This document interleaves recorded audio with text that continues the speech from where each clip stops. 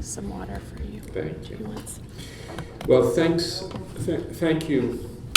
Thank you for the invitation. It's really nice to be here. I gather that the warm weather is unusual because everybody's so proud of these the weather these days. So nice to see. Roger Shepard is the person who hired me at Stanford some 40 years ago. Very nice to see Roger here. And Lama, so nice to see you. I haven't seen you in a long time. And nice to see Steve, and Mike was a student at Stanford. It was really just nice to be here amongst so many old friends, and I'm looking forward to meeting many of you. So what I've organized today in my presentation, something should get turned down. I can probably fill up this room just naturally, but if maybe it's this one. Yeah, okay. What I've organized today is a little kind of historical overview of what I think of as a very long arc of color engineering and color science. And I'm going to tell stories. It's going to be a sequence of stories, so if you don't particularly like the story I'm telling at that moment, just wait 3 minutes and it'll be a new story. And we'll just move through this. And when I talk about color, over my career, I've really been interested in many aspects of vision and vision-related industries and imaging industries.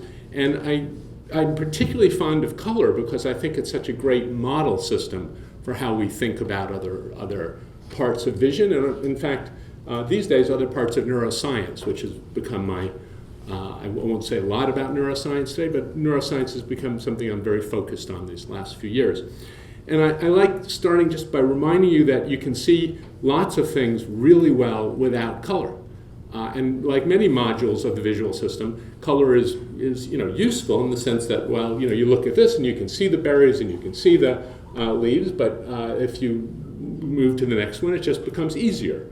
And there are other parts of vision, such as depth perception and stereo vision and so forth, that all kind of come together as a collection of modules that are each helpful in their own way, though if one drops out or the other, you can still function pretty well. So I'm going to talk about color, and it's going to have a really big role in what I'm talking about today. But in fact, I did want to start out just by reminding all of us, that it's a part of vision. I should say the other thing about vision broadly, and I'll use a color example, and this is something I know Stephen will, his book is filled with examples like this, and we'll emphasize this also, is that, maybe for this audience it's not as important, but color is very much visual perception is very much an active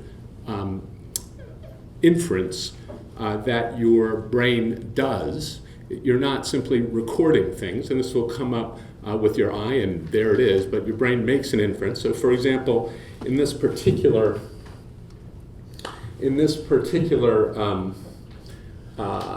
illusion, which comes from Bo Lotto and Dale Purvis over here, it's kind of a famous one, the white tile here and the black tile here look really different to you because they look white and black.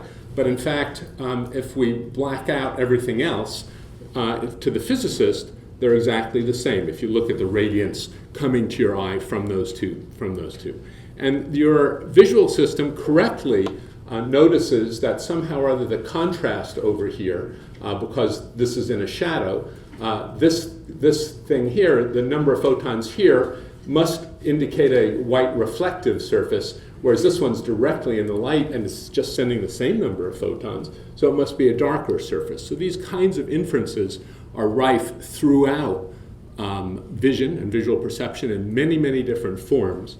And in a way, what we conceive of as our job as visual neuroscientists is to understand the algorithms that your nervous system implements to try to make the right attribution to the surfaces, the things that you would interact with, that are not so that you can judge a material as its material properties of reflection, of reflectiveness, or motion in the correct way, or distance, and so forth. So those algorithms that are embedded in your visual system to let you make inferences like this are really the topic that Mike Webster would work on at Reno, for example.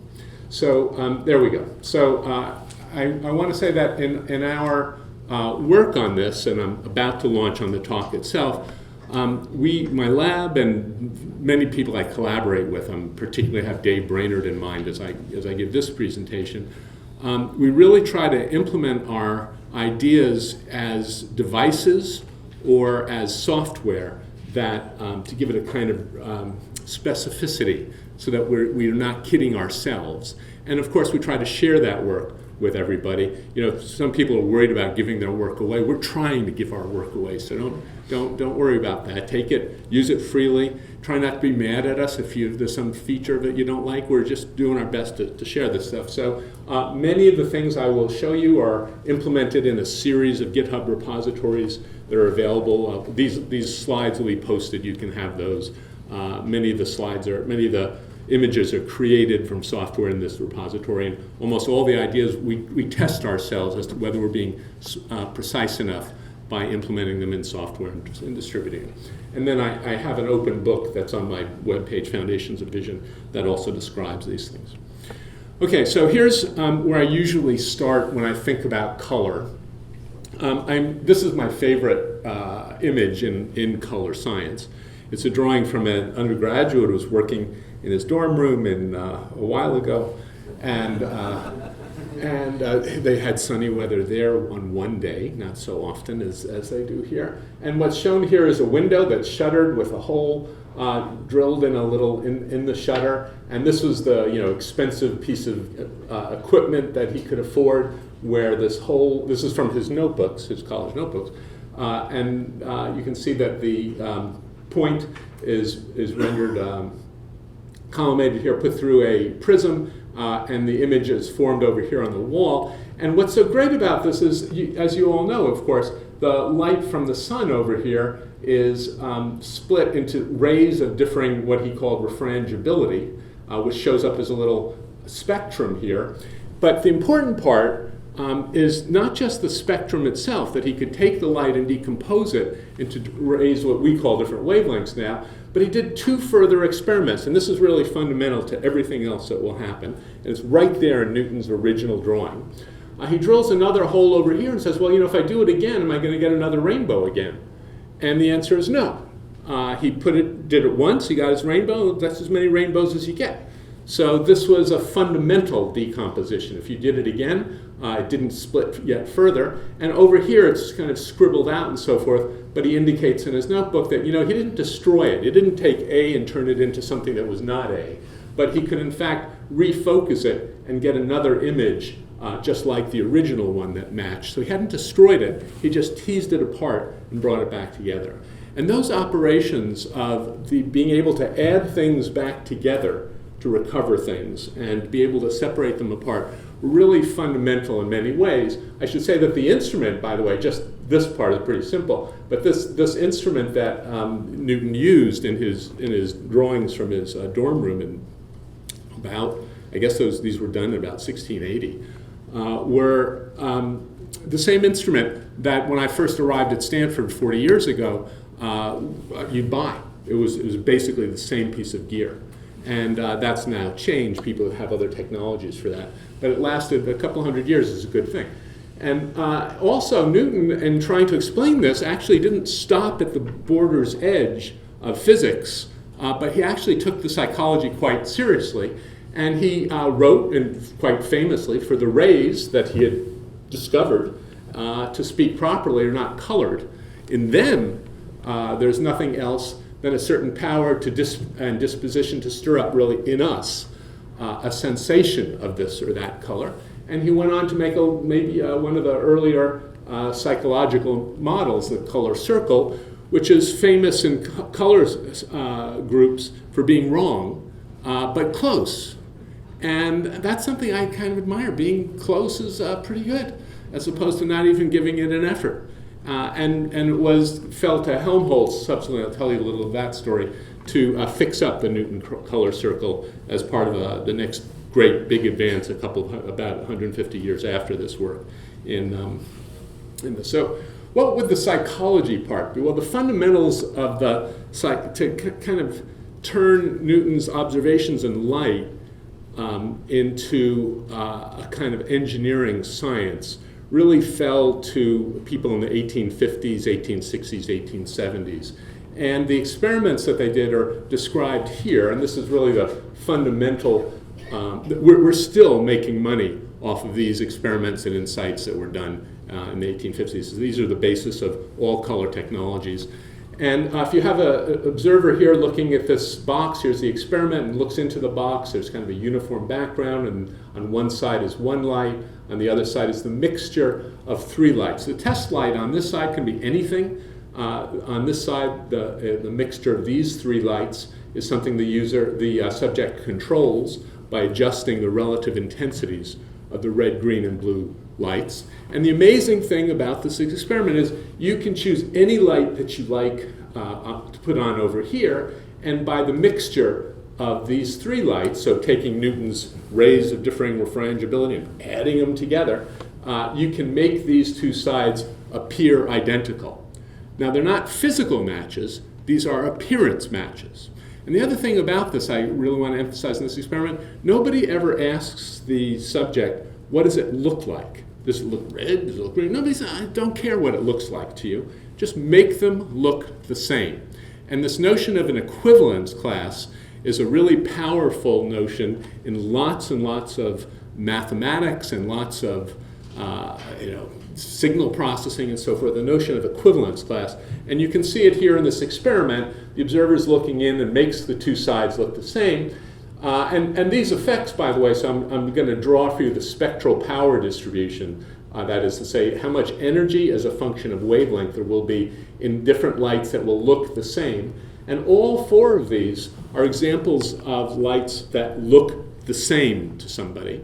You might wonder how I produce these. Well, I can produce, we understand this experiment well enough now, I can produce an infinite's a lot, but I can produce an arbitrarily large number of these so-called metamers. And this fact that we know how to do this, and we know how to do this well, this is the reason why we have all the color technologies that we have. So let me say, this is one of the more unusual, but not unique, experiments in psychology that has the following really important linearity property. And it's always been my view that the physicists just got off so easy because so many phenomena that they dealt with in the early days had the property that they could just almost assume that the admixture of the different components they were studying would add together in a linear way. That's really a big deal and helpful. It's not so common for psychological things, but in this case it is true that if you take a light and you match it with three primaries, and you take a different light and you match it with three primaries, when you add these two lights together, the match will in fact be the sum of the three primaries. Even though the spectral power distribution of this side and this side is quite different, the experiment itself is additive. And that's really why we can control the situation so well. That leads to a simple matter of, we can therefore summarize this whole experiment by saying, well, if here's the test light over here, we write it energy as a function of wavelength.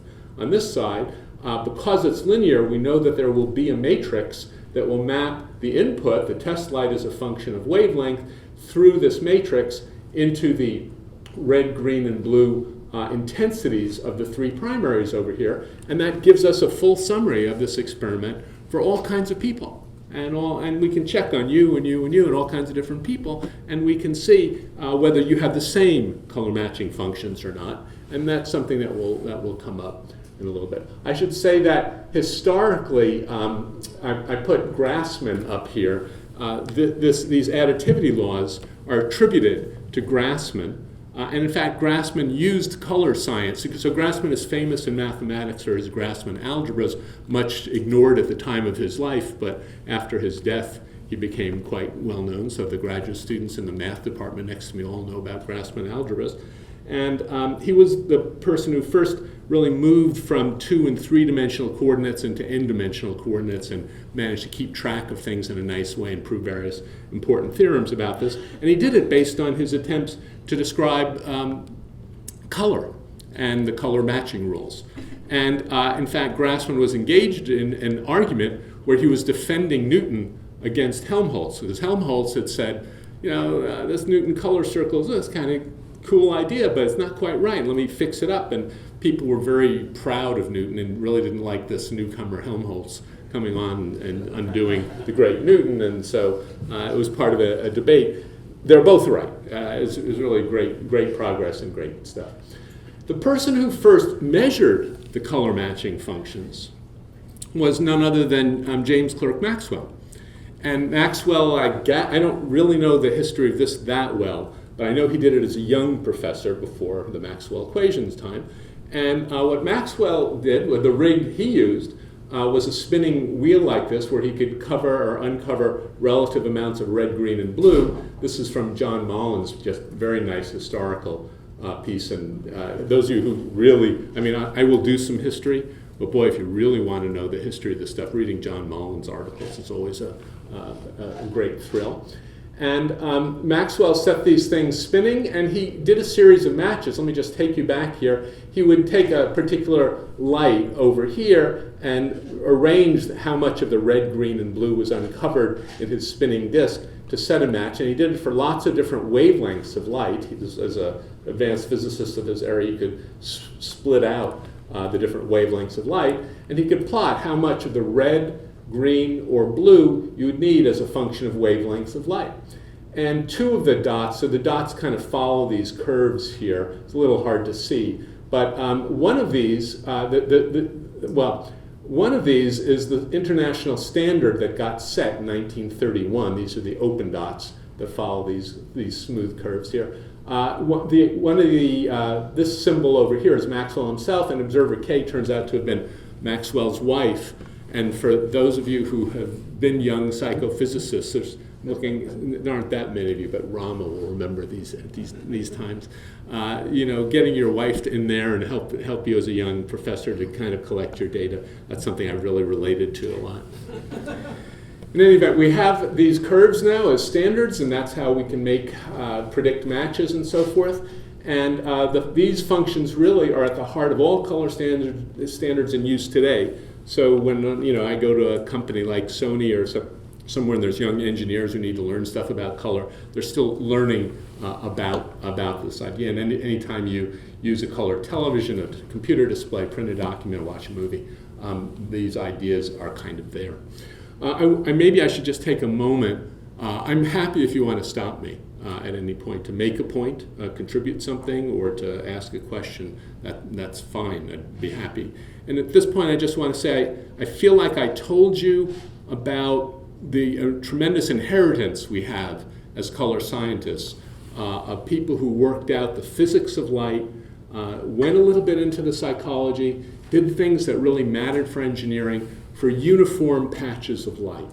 Right? And if you think of Newton's original experiment or the color matching experiment, these were like a patch of light here and a patch of light here that was uniform, and we're finding equivalences amongst the physics. Different spectral power distributions are equivalent for the observer. And the observer in that regard, I think the metaphor to use is the observer is a pan balance. The observer is just saying that these two sides are equal. And that's a pretty fundamental way to think about a lot of different aspects of perception. Okay, so now I'm going to talk about the rise of neuroscience in the context of color. And just for those who don't think about, maybe you're an artist and you don't think about the retina and the lens and so forth every day the way I do, but here's an eyeball, the cornea and lens, focus light from the environment onto the retina. Here's a blow-up of the retina itself. In the very center of your gaze, the part that you're using to look at the slides or look at me, there's a little pit. So fovea is Latin for pit. So it's thicker over here and thinner over here. The photoreceptors over here that capture light. In fact, the light passes through the cells, most of the retina passes through the cells of the retina before being absorbed by the cone photoreceptors. In the very fovea, these cells are cleared out. They're not there. Then that's what gives it its pitted nature. The sizes of the retina, number of rods and cones, and so forth are on the slide if you ever need to look that kind of stuff up. 17 millimeters is 16 point something is the focal length. So this fellow here, Dennis Baylor, was. Could I ask, what did you mean by context per So each cone is contacted by bipolars and horizontal cells. And if you count how many synapses there are on the outputs of a cone, it's about 250, I guess, something like that. And that comes from Heinz Vasily. And yeah, anyway, the anatomists are very good at counting these things. So Dennis was, I'm sorry, the question was, what did I mean by contacts per cone? Dennis was the first in his lab. He was a fantastic both scientist and technician to be able to, to be able to build microelectrodes as a glass microelectrode and pull an individual photoreceptor into the microelectrode and then stimulate it. Normally they're stimulated along this direction, but in this context he could stimulate it only transversely like this. He couldn't get the light to come in this way. And he would stimulate it this way, and that turned out to be okay. When it's pulled up in here, it forms a tight electrical seal right over here so that you can in fact measure the current flowing through these cones. And with Brian Nunn and Julie Schnapf and others in his lab, it was just when I arrived at Stanford. I came there in '79, and right around that time in the early '80s, Julie and Dennis and those guys were making measurements over in the medical school where they told us what the spectral responses were of these three types of cones. And for those of you who are technicians, it's just useful to note that this is a log axis, and these guys were giving us sensitivity measurements in this prep over 4 to 5 orders of magnitude. So this was the kind of thing you'd only see out of the Baylor lab in those days. And unsurprisingly to us who are color perception people, they found three types of cones in the primate eye, and they actually had some human tissue, and they could measure them.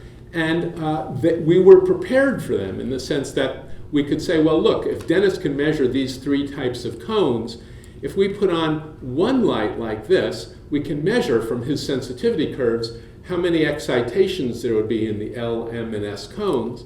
And if we take one of our metamers, say something the equivalent that we would put on a TV set and ask how many excitations there would be, it should be the case that they would match.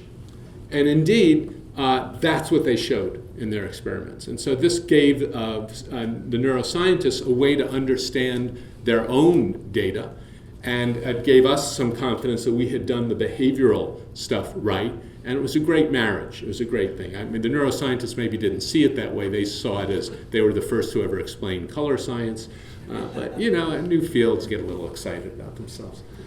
Okay, so let me say and then of course Jeremy Nathans and others went on to do the genetics, and that they then said no, they were the first to discover any of this stuff. But it's been a very nice marriage, very nice partnership. Okay, so let me say that I think that the next 200 years, and there have been starts, or I would be here, will really be about thinking about space and the spatial structure of the image and how we can predict color appearance of things that are patterned or flickering over time or understanding the context. There's many, many things to do. Although what we've done at this point has been reasonably successful for the uniform case, boy, there's a lot of non-uniform cases and a lot of cases of different contexts that we need to understand. So let me just give you some illustrations of how important the non-uniformities are. Here's a case where you can see this low spatial frequency, changing slowly over space, and this is changing rapidly over space. The difference between these two is I've changed the contrast, and I think most of you can see that as I reduce the contrast, higher contrast, lower contrast, you can see that difference. That line still stands out as you go all the way across the different spatial structures. If you look over here, this is obviously different in color. By the way, I'm standing where I am. I can see the difference over here quite easily. But maybe even as far as you are, the difference over here as you go up and down is harder to see. I'm sure it's impossible to see for people in the middle of the room and later. The color differences here, which are very visible to me, are probably not visible to you in the second row. Could I get a confirmation? Yeah, okay.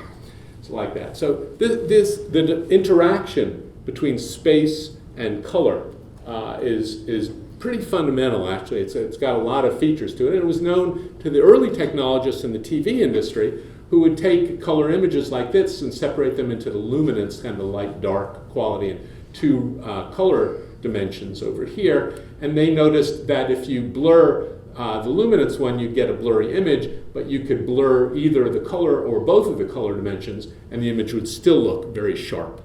And in fact, all the color television transmissions were based on this principle for, I don't know, until they stopped sending them, until they started sending them digital. Even in JPEG and the digital formats, they still use this to this day. It's a very, very, very important principle. So the interactions between pattern and color are very strong. The other thing that are very strong are the interactions between color appearance and context. So everybody can see the yellow X over here on the gray background and the gray X on the yellow background, and I wouldn't be showing you this if, in fact, the two X's weren't physically the same. I'll just move these up so that you can see when they're right up against one another, they go perfectly into one another. This is from Joseph Albers, who did this illusion, but had a great interest in color, of course, throughout his career, and quite an interesting personal history. And the fact that you're seeing this in a particular context also is enormously important and has a great, something important. I like it, even, this context point, I just like to say it is the core of the thing we still have so much to do on in vision. This is another example where the white chess pieces here and the black chess pieces here are the same. This is from Bart Anderson and John Winnower about a decade ago. And in fact, again, the white pieces here are physically identical to the black pieces. I'm going to take this guy and drop him down and just put him in place. And you can see that this guy's really the same. And that's true for every one of these pieces, that they're all exactly the same as one another. So that the context really is massively important. And nothing I told you about the color matching experiment, invaluable and wonderful and beautiful as that science is, explains these further aspects of color perception and appearance. So there's a lot of work left to do. So what would that work look like if it was left to somebody like me? And there's all kinds of people still working on these things. Well, I kind of admired, as I told you, the story of where there had been the great success. I really admired the fact that people paid a lot of attention to the physical stimulus. And over the course of my career, as I've been trying to make some contribution here into this field, I've always tried to do better. I actually I've been forced to pay more and more attention to the physics of the stimulus itself. And in this particular case, when I'm thinking about pattern, the physicist, a guy named Gershon, did some very fundamental descriptive work about how do we think about light fields and light scattering around the environment and so forth. And the Newton explanation is fantastic, but it doesn't account for the angles of the rays or the wide spatial distribution of the rays and so forth. And a fundamental idea is to capture that, and that always seemed way beyond my capabilities, but I was kind of aware of it. Ted Adelson and Jim Bergen said, well, the really important part to capture is the angles and distributions and wavelengths of the rays right at your eye, and they gave that another name, the planoptic function, right over here.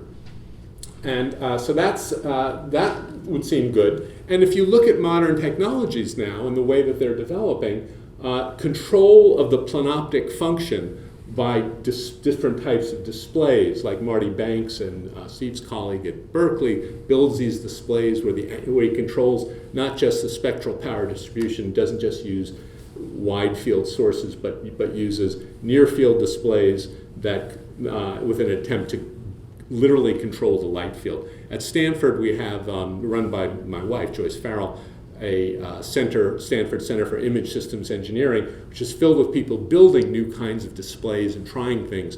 And about 20% of the talks are about people building light field, either cameras or displays, to try to capture this kind of information. So in the modern age, it's actually possible to do better. We're getting to the edge of this with the physical devices, but in simulation, we now can do much better. So we've been using quantitative computer graphics that let us render images like this to control the display of different scenes. In particular, in our group, we're using a method called physically based ray tracing that Pat Hanrahan and his colleagues, Matt Farr is the lead on this, wonderful graphics techniques that we've built and share with other people, so that we're now building fairly complex scenes where, in fact, we have a description of all of the rays on how, the angles that they're coming, the whole light field for this scene, and quantitatively. And so here's a Vista Lab is the name of our lab. So this is a simulated scene. The people don't look all that great, but cars are not bad, and the trees and so forth. And we can, since this is all simulated, we can create these with Newton's spectral radiance measurements, and for different cars and so forth, and the trees and so forth. And once we have this to sort of think about things, we can put. And in our case, a lot of what we do has to do with cameras, so this is a camera sensor array with RGB, but we are, with Dave Brainerd especially, we're modeling these things with eyeballs and different types of sensors and eyeballs. Let me just click through these. One of the nice things, I noticed that in this meeting, there will be people talking, of course, about machine learning and artificial intelligence. One of the nice things about the simulations is that the data come labeled because you made them. And that makes them helpful for thinking about those kinds of those techniques. And so these are just me labeling things by, you get depth with objects and types of objects for free. So Tricia Leanne, who's worked with me, has now completed, and we're just putting up on Open Archive probably next week, a paper that describes eye models for taking these kind of the Gaussian light field, rendering them here through the optics onto the retina using iSight methods from with Dave Brainerd and others to then convert these into photo excitations and photocurrent out of the retina. And this is Tricia's work, which we're rendering things and understanding the impacts of different aperture sizes and different properties of the eye and so forth. I think I'm a little behind. So let me just say that one of the more important things in thinking about space, so now that's kind of a big picture, and let me say where that fit, why I told you that. In the first part of this talk, I was emphasizing how important it was to kind of have a description of the stimulus. And it was fantastic that Newton and Clark Maxwell and these folks had their description, but that description was pretty simple in the sense that it was one axis of wavelength, another axis of energy. And now we're in this world where it's a much more complex description is needed, where we have not only wavelength and energy, but we have the whole spatial array. And I've argued not only the whole spatial array, but the actual angles of the rays. So this is the modern age, so we've got computers they didn't have. We can handle these kinds of computations, and I really feel that we needed an infrastructure for doing that. Once you've got the description of the stimulus, we're now starting to compute with all the knowledge that we have about the optics and the retina and so forth, what's actually happening at the back of the eye. And now I'm going to get simple for you again. At the back of the eye over here, this is a stained picture of a little piece of the retina. These are short wavelength sensitive cones. The dark ones are the long and middle wavelength sensitive cones. The very small ones are the rods. And we can now calculate, how is light spread at the back of the eye? If you have a point, for example, and images are just large arrays of points. So what happens for a single point? Well, it's spread over about 3 to 5 different cones over here. If it's a middle wavelength, 550 nanometers. If it's short wavelength, it's spread over a much larger array of cones. And you can see it's also about 3 to 5 short wavelength cones. So that's one of the more satisfying findings in neuroscience and color science, that there's a good match between the spreading of the light by the optics and the absorption of the light by the photoreceptor mosaic. So we are now in a position to build simulated photoreceptor mosaics and that have the properties of the cones that have been discovered by all the hard work of the neuroscientists. You can see the red and green indicate the long and middle wavelength cones. The blue indicates the short wavelength cones. This is from Nicholas Kataris, implemented in the iSight code. where in the very center there are no short wavelength cones, just they start to appear in the periphery. The size and patterning and so forth here reflect the statistical variability that we would see from different people, and you can go render these, generate these automatically at this point and understand what the different cone absorption patterns would be for these complex light fields as they're coming through the retina. So we've stepped up the computational abilities. I would say sometimes, by the way, I often wonder, just it's kind of historically, suppose we had started with neuroscience first. And somebody went to you and said, this is how color is, and go deal with it. We would have really, I think we'd still be messing around. We'd have no idea. Well, people would be saying either 3 or 4 because there's noise. The inhomogeneities would be everything would be a challenge. It would just be kind of a mess. And I think we're a bit in that. I don't know, I'll ask you whether you agree with this at some point. When I read some of the papers in cortex and color, I really think people are kind of in there poking around and get a cell that does this or some little patch of cells that does that and so forth. And I don't feel like we are ready for them in the sense that we don't have the same kind of equivalent to a color matching function for space or the principles laid out so that when they find their cells we can interpret it.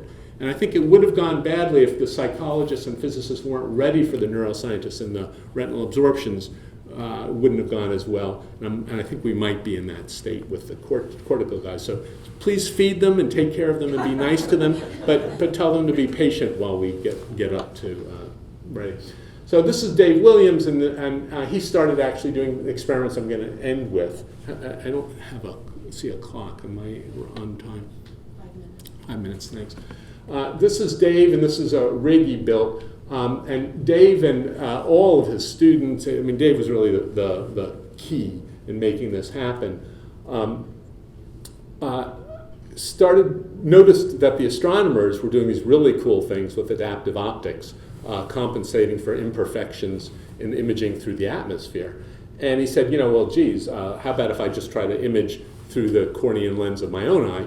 And he took these Hartmann and Shack wavefront sensors and deformable mirror technology and so forth in order to basically compensate for the imperfections of the human eye so that he could actually both first see what was in the back of the eye and characterize the optics. In this way, if you have a small pupil or a little larger, you could get the point spread function for the aberrations of the eye. And then more importantly, they could then correct for these with deformable mirrors that would let them make pictures. These are pseudo-colored pictures of the cone mosaic at the back of the eye. Austin Rorda, who's at Berkeley, is just fantastic in device and instrument building. Heidi Hofer was an early partner with all these guys in all of this.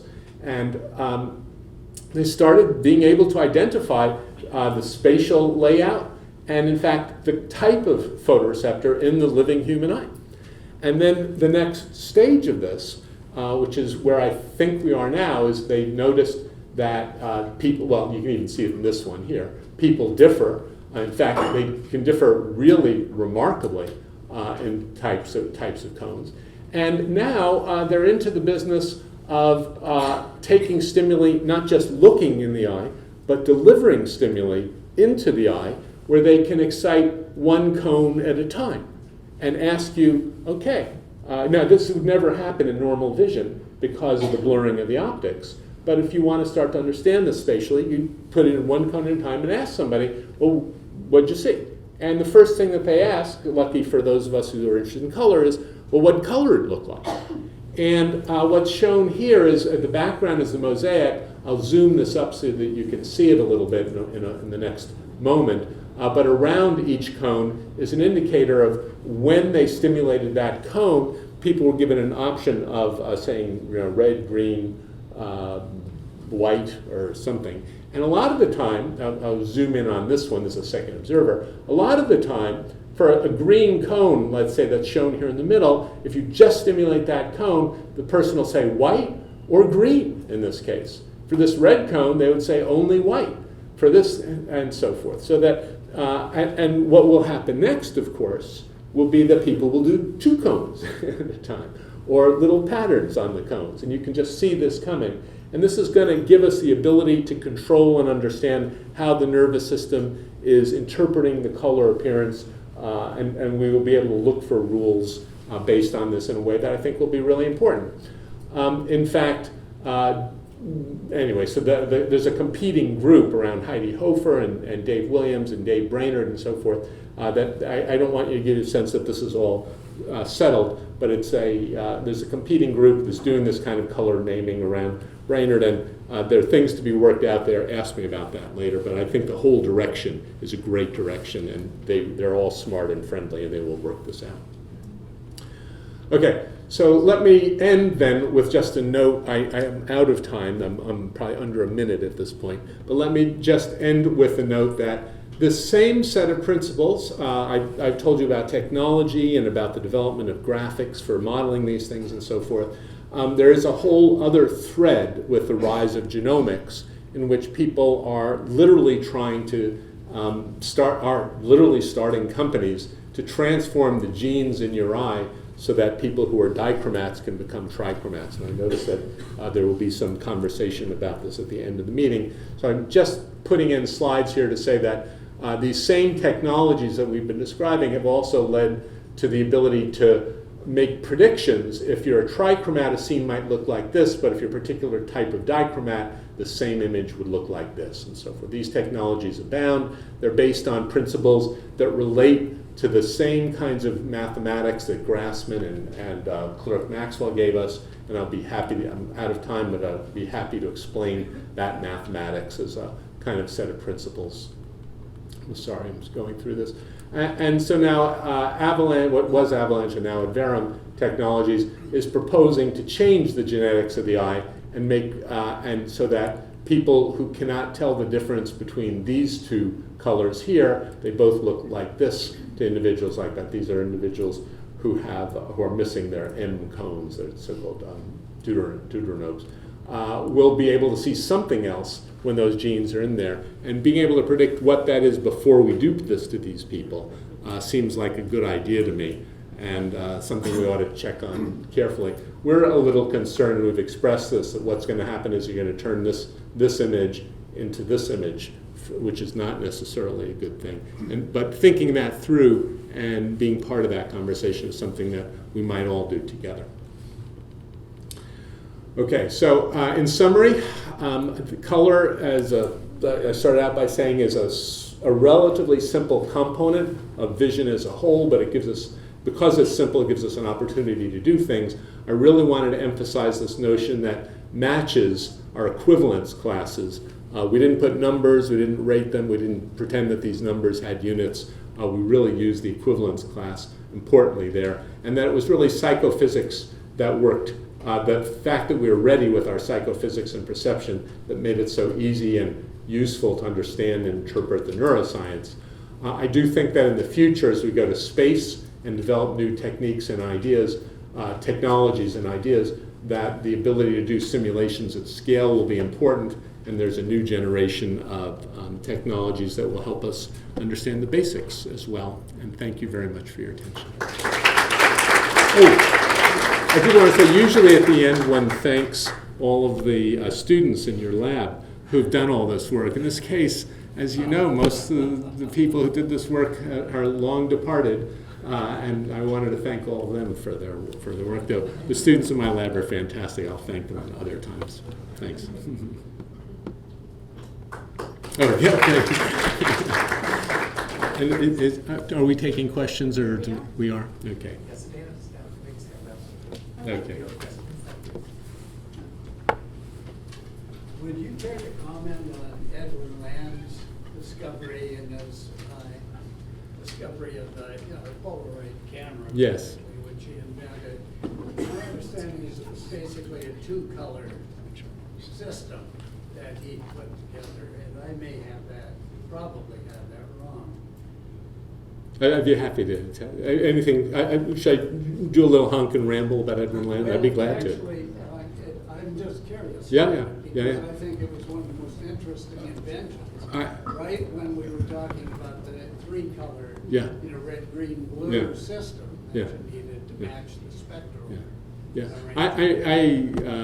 you know, as a young professor, I ask my students every year, how many of you know about actually, I ask them about Kodak. How many of you have heard about Kodak? And yeah, they kind of know it's there. None of them have heard of Polaroid. But when I was a young student or an assistant professor, I mean, Land was everywhere. And his impact was enormous. And I tell him he was the, I used to say he was the Bill Gates of his generation, and now I guess I should say he's the Sergey Brin or Larry Page of his generation. Yeah, Land was fantastic as a fantastic salesman and showman, and what he built and did in terms of polarization and instant photography was a marvel. In color, he both did good things and bad things. And he got very famous, well, he was already very famous, didn't even be more famous. But I quote him in my book. I have actually a section in my book about Land. It's 1995, it was already clear then. And Land made the assertion that these principles of Clerk Maxwell and Newton and Helmholtz, he literally used the phrase, conceal great truths. Oh, that's hard stuff, you know. Okay, and that this whole trichromacy thing was just way off the charts. And why? Well, he had these demos that he could do. And he did these really cool demos. And these demos where he would shine project one light that was a straight light dark, black white image, and then he would superimpose on it something that was only red light. So if you looked at either one alone, it would just look red. And he then would superimpose them, and then the audience would ooh and ah because you would see green in there. And sometimes you'd see yellow or things like that. And he'd just shown you he had white and he had red. And how could you see anything other than white and red? We all know makes white pink and doesn't make blue, doesn't make green. But to color scientists of the era, this was a great frustration because they knew full well that the spatial variables, if you took something that was red and that was white and surrounded it by something that was red, it would look green in the middle. They knew this for 100 years before, Herring and so forth.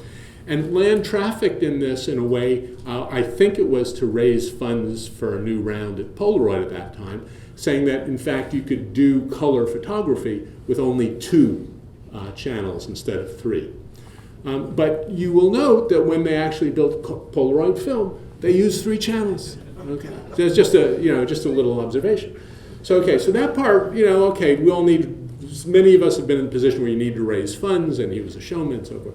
But the other thing he did was he said, people of that era were kind of squishy about computational ways to deal with space, and he and this guy McCann implemented a theory called Retinex that was an attempt to explain this. And Retinex pretty quickly became 3-dimensional, by the way, and that was a real contribution. And his focus on color and the excitement that he generated in people like me and apparently you and so forth was a very positive contribution. So it was a mix of the showman and the businessman and the scientist, engineer. Thank you. Thanks. Those experiments with the gene therapy are interesting because there's a very recent paper by Kimberly Jameson and some others about From testing Irvine. tetrachromacy. Yeah. And they found that there was someone who was trained as he was a professional artist, had what's it called? Functional tetrachromacy, whereas they had someone else that had the same genetics didn't have functional tetrachromacy. So if your brain hasn't learned to distinguish that it needs three channels of information to distinguish colors, is there any hope of it knowing what to do with a third photoreceptor? That's very nicely put. So I'm going to restate for everybody what you said. And yeah. Also, let me emphasize, Kimberly Jameson is at UC Irvine, not that far away, and it'd be pleasant to have her tell her story on her own. Mike and I heard her give a talk at his conference in Reno not long ago, and the presence of a gene that suggests that there's an additional type of photoreceptor in certain tetrachromatic women in the periphery has been with us from the Knightses, was it? First? Don McLeod. From Don? Okay, Don McLeod, another guy you should definitely have out here, and a real hero to me and I know to Mike. The ability to show that it's functionally meaningful has been a struggle over these years. There are, in normal life. You raise the point of how could it be meaningful without the brain being ready to interpret it, and that's right. That I view that as the absolute key to thinking about the genetic interventions as well. If the brain doesn't learn that, oh, this is really a new type of receptor and I need to develop a whole new dimension of color. If it says, I've been here for 20, 30 years and it's been 2 types of inputs for me and now one of them's gotten a little darker, that's not going to go well. And I think that's actually the key to thinking about this, and I appreciate you raising the point that way. Thank you so much, Thank Brian. you.